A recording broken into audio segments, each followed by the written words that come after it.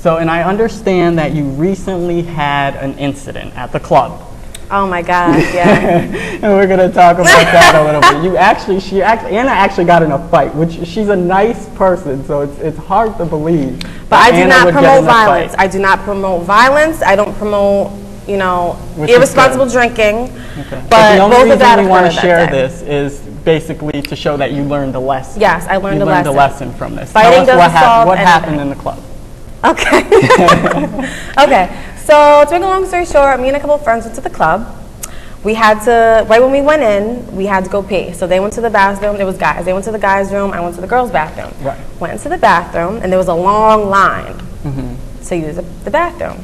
And so I was waiting in line, and these two girls budge. And they budged right in front of you. They budged in front. And I said something. I'm like, excuse me, like, there's the line. We're all waiting in line. You need to wait in line like everybody else. Did you say that in a nice way, or did you have a bad tone? I'll admit, I was a little intoxicated. You had an attitude. I had an attitude, yes. Okay. So you said you butt in front of me in line and you had the attitude. Well, the head was shaking and everything. I don't know. But, they acted like they didn't hear me. So I said it again. I was like, okay, I see how you don't, you act like you don't want to hear me. And I repeated myself. And I was like, but I just added on at the end, I see your character, you know what I mean?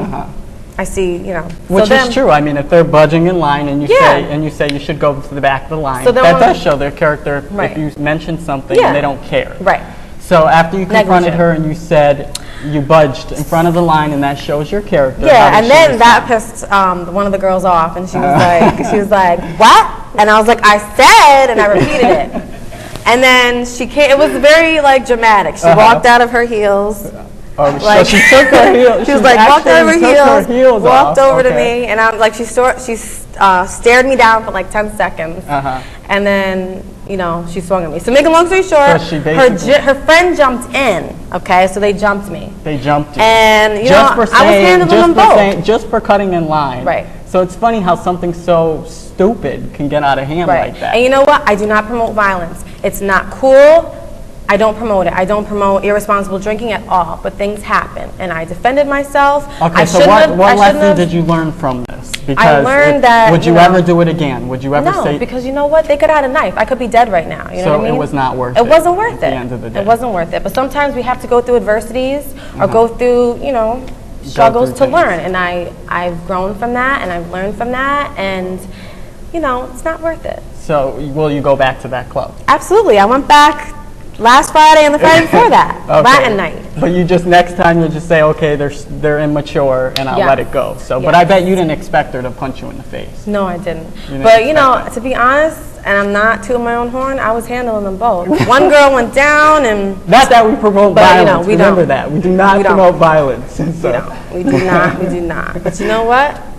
That's what happened. Hey, but it's a learning lesson, yes. So that's a good thing. It's always good to learn. So you can always get the good out of every story. And you can't tell, right? No, I don't see any black eyes or anything, so you're okay. I feel well. Okay, so let's talk a little bit about today's show. Yes. Who's your guest? My guest is Frank Ducey. He's a former mayor of Schenectady, the longest-running Schenectady mayor. 16 years he was mayor, so it's an honor. It's an honor.